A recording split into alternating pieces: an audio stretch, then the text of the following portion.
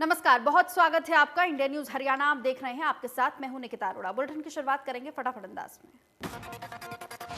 कृषि कानूनों को लेकर किसान संगठनों और सरकार में बातचीत रुकी हुई है। किसान का आंदोलन लगातार जारी है। आज दोपहर 12 बजे से शाम 4 बजे तक किसानों का रेल रोको अभियान है। अभियान के दौरान देश भर में रेल को रोका जाएगा। किसानों के इस ऐलान के बाद रेलवे सतर्क है। रेलवे ट्रैक के आसपास 20 अतिरिक्त आरपीएसएफ की कंपनियां तैनात की गई हैं।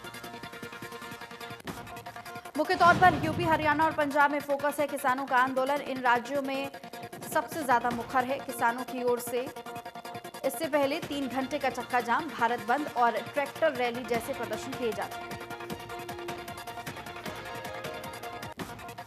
हिसार में किसानों की आज 2 महापंचायत होंगी। बरवाला के खरकपुनिया और राजस्थान से सटे बालसमंद में महापंचायत का आयोजन। किसान नेता राकेश टिकैत महापंचायतों को करेंगे संबोधित। पूर्व केंद्रीय मंत्री और दिग्गज कांग्रेस नेता कैप्टन सतीश शर्मा का गोवा में निधन हो गया है। कैप्टन शर्मा लंबे समय तक अमेठी लोकसभा क्षेत्र में गांधी परिवार के प्रतिनिधि थे।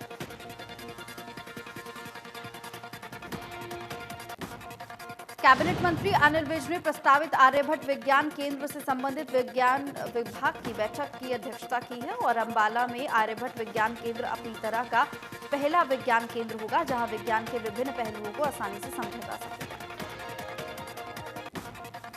तो वहीं अनिल विज ने कहा है कि केंद्र में आर्यभट्ट और बाकी वैज्ञानिकों के विषय की जानकारी दी जाएगी। साथ ही आपको बताएं कि विज्ञान केंद्र भवन को 4 मंजिला तैयार किया जाएगा, जहां कई सुविधाएं दी जाएंगी।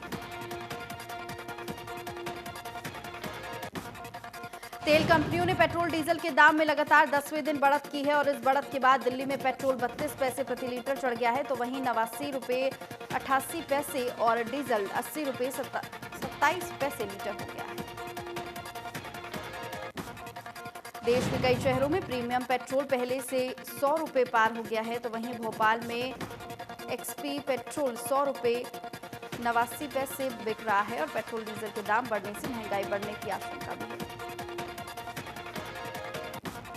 रोहतक जाट कॉलेज अखाड़ा में हत्याकांड के मृतकों को श्रद्धांजलि देने के लिए कुश्ती खिलाड़ियों ने कैंडल मार्च निकाला और इस हत्याकांड में 7 को गोली लगी थी और 7 में से 6 की मौत हो चुकी है।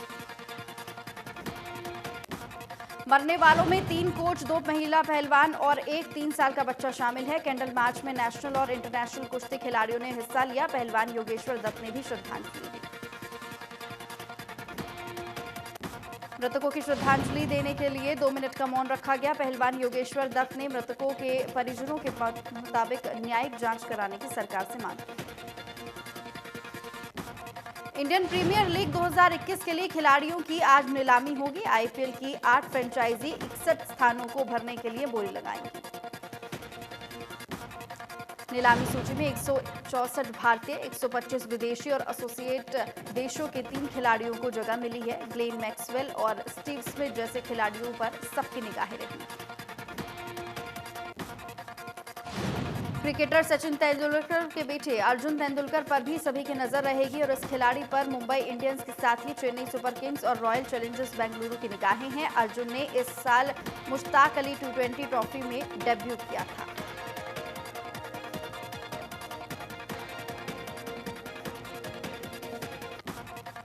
विदेशी राजनयिकों के दौरे के बीच श्रीनगर में आतंकी हमला हुआ है। जानकारी के मुताबिक श्रीनगर के सोनवर इलाके में फायरिंग हुई है। हमला जहां पर हुआ वहां से 1 किलोमीटर की दूरी पर विदेशी राजनयिक ठहरे हुए हैं।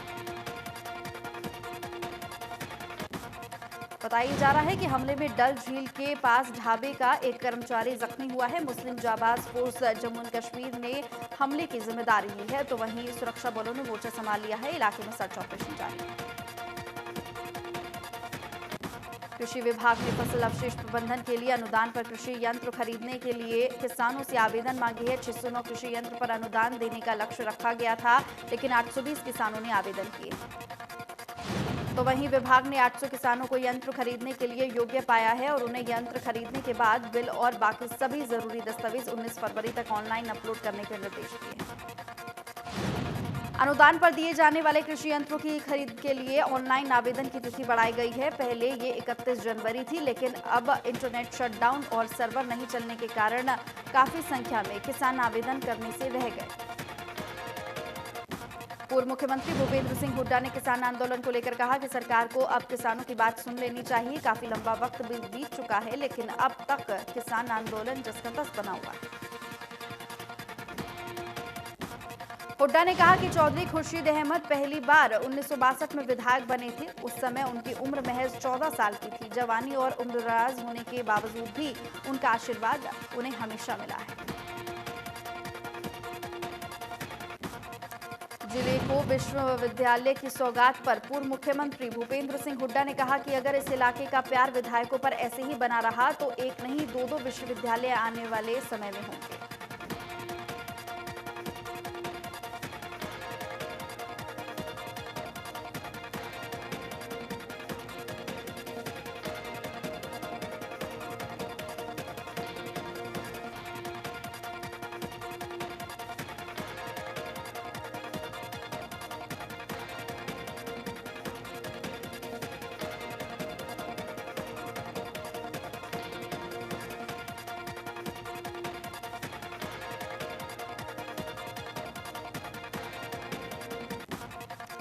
पूर्व शिक्षा मंत्री गीता भुक्कल ने हरियाणा सरकार के कृषि मंत्री जेपी दलाल पर निशाना साधा है। जेपी दलाल के किसानों पर दिए गए बयान पर भुक्कल ने कहा कि दलाल साहब को कम से कम उस महकमे की तो गरिमा बनाए रखनी चाहिए जो कि उन्हें किसानों के वेलफेयर के लिए मिला है।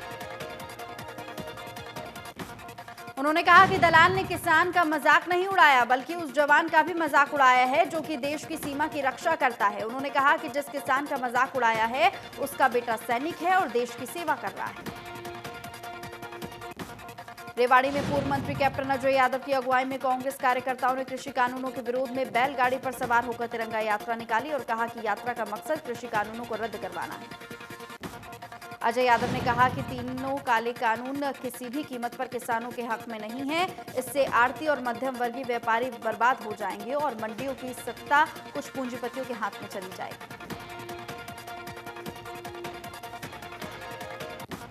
किसानों के रेल रोको अभियान को लेकर हरियाणा पुलिस ने भी पूरी तैयारी कर ली है। रेल रोको अभियान के चलते फतेहाबाद में पुलिस ने 4 डीएसपी, 10 एसएचओ और 500 के करीब पुलिस कर्मचारियों की ड्यूटी लगाई है। तो वहीं डीएसपी ने बताया कि उपद्रवियों से निपटने के लिए पुलिस ने तैयारियां कर ली हैं। अगर कोई व्यक्ति उपद्रव करता है तो उसके खिलाफ सख्त से सख्त कार्रवाई की जाएगी। देश भर में रेल रोको अभियान को लेकर किसानों ने कमर कस ली है, जिसे लेकर पुलिस भी सुरक्षा के इंतजाम में लगी हुई है, जिससे लोगों की किसी भी तरह की परेशानियों को सामना ना करना पड़े। इस बात पर भी नजर रखी जा रही है।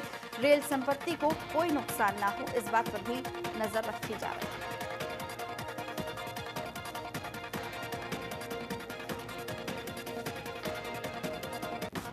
सिंगू बॉर्डर पर किसानों का आंदोलन लगातार जारी है और अब किसानों ने देश भर में रेल रोको का आह्वान किया है, जिससे लेकर सोनीपत रेलवे स्टेशन पर सुरक्षा के पुख्ता इंतजाम कर दिए गए हैं। रेलवे स्टेशन पर जीआरपी और आरपीएफ पुलिस बल तैनात किया गया है। पुलिस जगह जगह तलाशी कर रही है ताकि कोई अप्रिय घटना ना घट सके। पुलिस अधिकारियों की माने तो अभी और पुलिस फोर्स की तैनाती की जाएगी। किसान आंदोलन के समर्थन में रोहतक जाट भवन में खाप पंचायतों के प्रधानों और प्रतिनिधियों की एक मीटिंग हुई है। मीटिंग में फैसला लिया गया है कि संयुक्त किसान मोर्चा जो भी फैसला लेगा, खाप पंचायतें उसी का समर्थन करेंगे। भारतीय किसान यूनियन की तरफ से 18 फरवरी को पूरे देश में होगा रेल रोको आंदोलन और इसी कड़ी में कुरुक्षेत्र में भी रेलवे स्टेशन को भारतीय किसान यूनियन रोकेगी। दोपहर 12 बजे से शाम को 4 बजे तक ये रेल रोको अभियान चलेगा। चरखी दादरी के गांव ढाड़ी फोगाट में सर्वखाप ने पंचायत का आयोजन किया है, जिसमें संयुक्त किसान मोर्चा के आह्वान पर रेल रोको को लेकर रणनीति बनाई गई।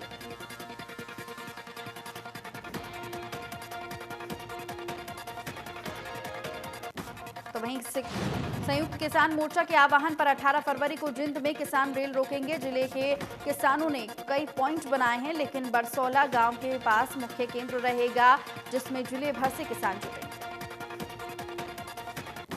तो वहीं पंजाब के गांव जा रहे किसानों के ट्रैक्टर से एक बस टकरा गई है। हादसे में 2 किसानों की मौत हो गई। मरने वाले किसानों की पहचान भटिंडा के गुरदास सिंह और अजायब सिंह के रूप में हुई है। आपको बता दें कि बहादुरगढ़ से पंजाब जाते समय यह हादसा हुआ। टिकरी बॉर्डर पर एक और किसान की मौत हो गई है। 64 साल का किसान शमशेर लुधियाना का रहने वाला बताया जा रहा है। किसान की मौत दिल का दौरा पड़ने की वजह से हुई। पिछले कुछ दिनों से मौसम के बदलाव के कारण गेहूं और सरसों की फसल में अल नामक कीट का प्रकोप देखने को मिल रहा है, जिसे देखकर रादौर में किसानों के माथे पर चिंता की लकीरें खींचने लगी। कृषि अधिकारी ने किसानों को कीटनाशक का छिड़काव करने की सलाह दी है। किसान फसल में महंगे कीटनाशक का किसान छिड़काव करने पर मजबूर हो रहे हैं, तो वहीं प्रकोप बढ़ने से उत्पादन पर प्रति एकड़ हजारों रुपए का नुकसान किसानों को उठाना पड़ेगा। हरियाणा के मुख्यमंत्री मनोहर लाल ने बुधवार को फेमिना मिस ग्रैंड इंडिया का खिताब जीतने वाली मनिका से चंडीगढ़ में मुलाकात की है और इस अवसर पर सीएम ने उनके भगवत गीता की प्रति भेंट कर उनको उज्जवल भविष्य की शुभकामनाएं दी। दरअसल मनिका शियोकंद के साथ उनके माता पिता और अन्य परिजन भी पहुंचे थे। मनिका शियोकंद मूल रूप से हरियाणा के जिंद जिले की रहने वाली हैं। उन्होंने हाल ही में ये खिताब अपने नाम किया है। इस अवसर पर मुख्यमंत्री मनोहर लाल ने कहा कि प्रधानमंत्री नरेंद्र मोदी जी के हरियाणा में बेटी पढ़ाओ बेटी बचाओ अभियान की शुरुआत के बाद बेटियों के प्रति एक सकारात्मक वातावरण तैयार हुआ है और अभिभावकों की सोच बदली है।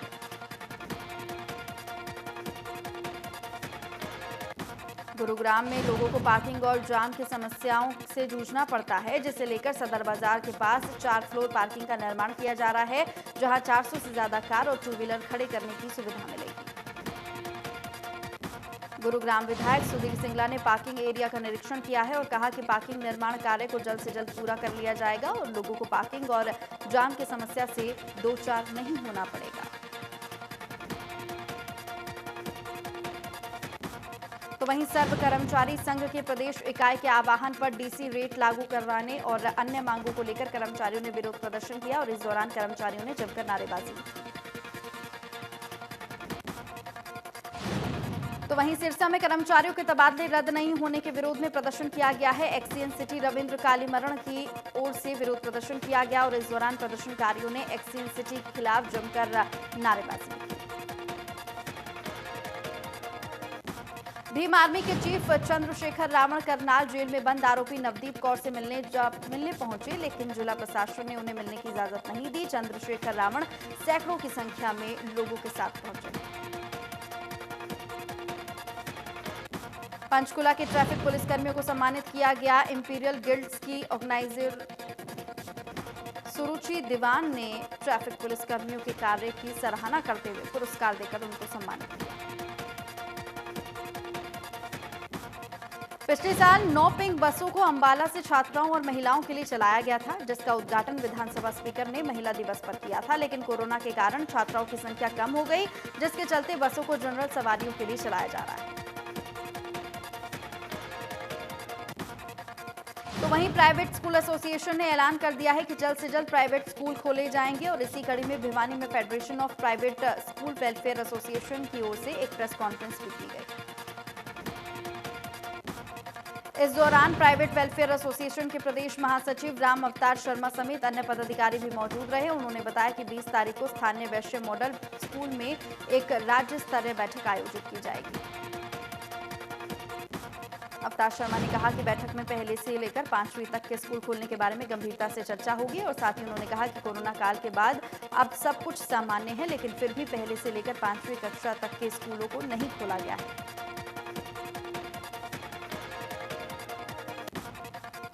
गुजरात के राज्यपाल आचार्य देवव्रत यमुनानगर पहुंचे और उन्होंने जैविक खेती पर आयोजित कार्यक्रम में भाग लिया है। उन्होंने कहा कि आज धरती पर किसान को छोड़ बाकी सभी प्राणी सही हैं, लेकिन इंसान की गाड़ी बिगड़ चुकी है।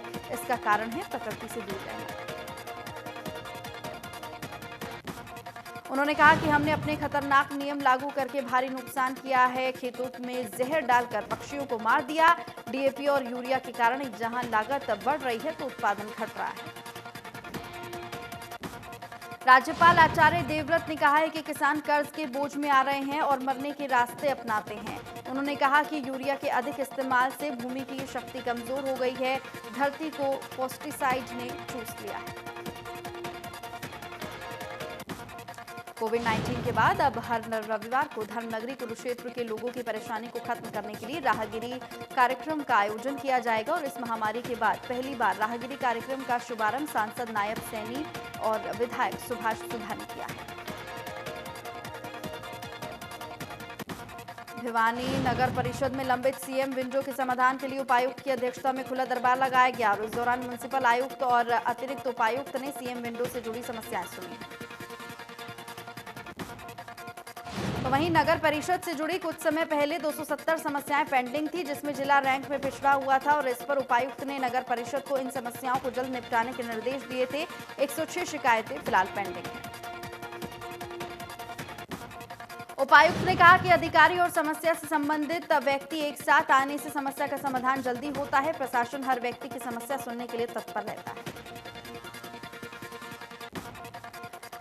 गांव मोहना में 300 साल पहले बनी चौपाल को अब दोबारा से सुंदर बनाया जाएगा, जिसे लेकर जेजेपी के जिला अध्यक्ष तेजपाल डागर अरविंद भारद्वाज ने चौपाल में होने वाले 10 लाख के विकास कार्यों का शुभारंभ किया है।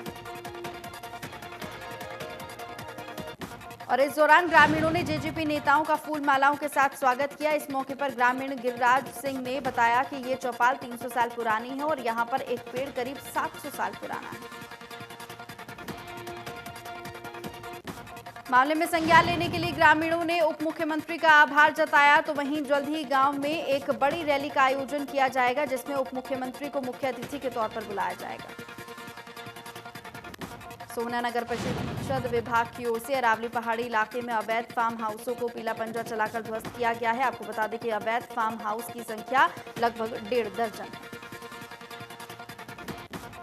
सिरसा में अब बारिश के बाद जलभराव की स्थिति पैदा नहीं होगी, जिसके चलते सिरसा और जिला प्रशासन और नगर परिषद प्रशासन ने जलभराव की समस्या से निजात दिलाने के लिए कोशिशें शुरू कर दी। सिरसा में नगर परिषद ने इस समस्या का समाधान करने के लिए 29 करोड़ की ग्रांट के लिए नगर परिषद के उच्च अधिकारियों से आग्रह किया है। नगर परिषद के उप प्रधान रणधीर सिंह ने कहा कि विभाग द्वारा पैसा जारी करने के बाद जलभराव की निकासी का काम शुरू किया जाएगा। बुलेट पर पटाखे वाला साइलेंसर लगवाने वाले मैकेनिक के खिलाफ पुलिस सख्त कार्रवाई कर रही है। दरअसल पुलिस ने ऐसी लगभग 70 बुलेट मोटरसाइकिल के 7 लाख के चालान किए हैं। डीएसपी सतीश वत्स ने बताया कि आमजन की परेशानी को देखते हुए पुलिस द्वारा कार्रवाई की गई है। फतेहाबाद पुलिस ने एक नाइजीरियन युवक को 11 किलो गांजा और 35 ग्राम हेरोइन कैच के साथ गिरफ्तार किया है। आरोपी की पहचान जॉन के नाम से हुई है। पुलिस ने छापेमारी के दौरान आरोपी को काबू में किया है। तो वहीं युवती से दुष्कर्म के आरोपी को पुलिस ने गिरफ्तार कर लिया है। आरोपी पर मामला दर्ज होने के बाद से ही वो मलेशिया फरार हो गया था। आरोपी को लुकआउट नोटिस चेन्नई से महिला पुलिस कैथल लेकर आई। तो वहीं युवती ने पुलिस को शिकायत दी कि कैथल में उसी कॉलोनी में रहने वाले एक शख्स कृष्ण उससे एक तरफा प्यार करता था। दोनों की आपस में दोस्ती हो जाने के बाद आरोपी ने उसके साथ दुष्कर्म किया और उसकी वीडियो भी बनाई। पीड़िता का कहना है कि शादी हो जाने के बाद आरोपी ने उसकी शादी तोड़ने के लिए वीडियो वायरल कर दी है। बताई जा रहा है कि पीड़िता ने आरोपी के खिलाफ मामला दर्ज कराया था। फिलहाल पुलिस ने आरोपी को गिरफ्तार भी कर लिया। जैसलमेर पुलिस ने बड़ी कार्रवाई करते हुए हरियाणा के 2 डकैती के वांछित आरोपियों को गिरफ्तार कर लिया है। जिला पुलिस अधीक्षक को सूचना मिली थी कि पंचकुला में डकैती करने वाले जैसलमेर में हैं। मामले की गंभीरता को देखते हुए अतिरिक्त पुलिस अधीक्षक के नेतृत्व में टीम गठित की गई और कार्रवाई की गई है और आरोपी को रेस्टोरेंट से दबोचा गया है। हरियाणा पुलिस के इंस्पेक्टर ने बताया कि दोनों शातिर अपराधी हैं और ये दोनों कभी पुलिस के अधिकारी बनकर तो कभी प्रॉपर्टी डीलर बनकर लोगों से ठगी करते थे। सोहना में चोरों ने इलेक्ट्रिक आरा मशीन चुरा ली है। चोरी की घटना सीसीटीवी में कैद हो गई। 2 दिन पहले भी चोरों ने 8 दुकानों के शटर तोड़कर लाखों रुपए का सामान चोरी कर लिया था। पुलिस मामले की जांच में जुटी। दुकान के मालिक के मुताबिक चोर पीछे पेड़ से चढ़कर आए थे और आरा मशीन को लेकर फरार हो गए। मशीन की कीमत करीबन 50,000 रुपए बताई जा रही है।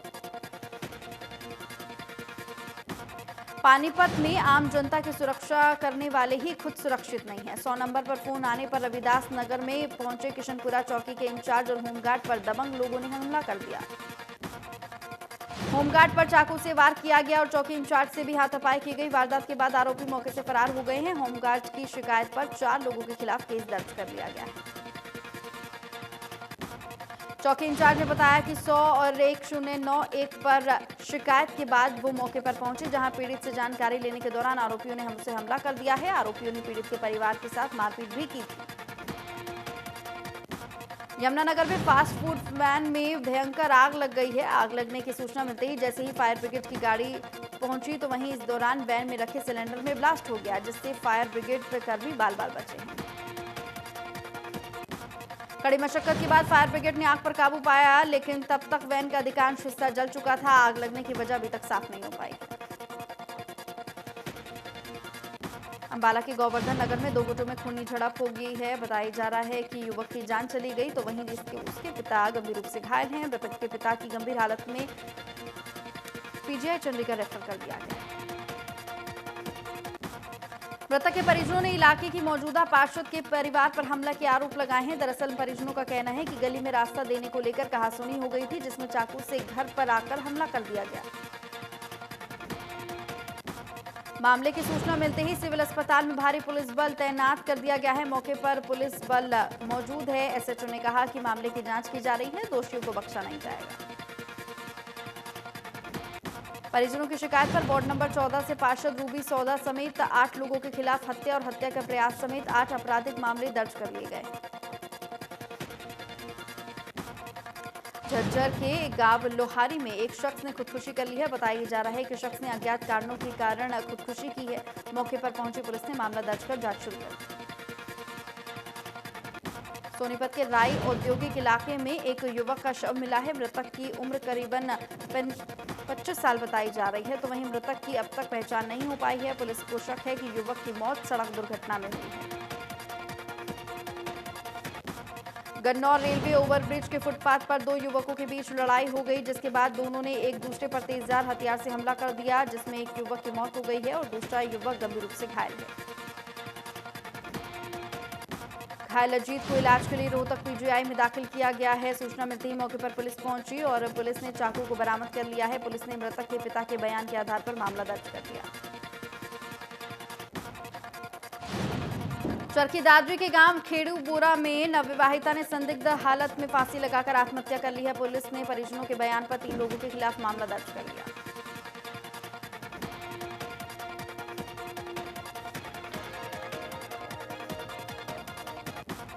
बढ़ती महंगाई को लेकर सिरसा में कांग्रेस ने सुभाष चौक पर सरकार के खिलाफ प्रदर्शन किया है, नारेबाजी की है। कांग्रेस के वरिष्ठ नेता होशियारी लाल शर्मा के नेतृत्व में कार्यकर्ताओं ने विरोध प्रदर्शन किया।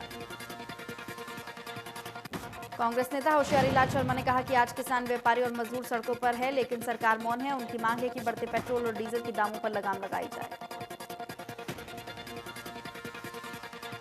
किसान आंदोलन से जुड़े टूलकिट मामले में आरोपी निकिता जैकब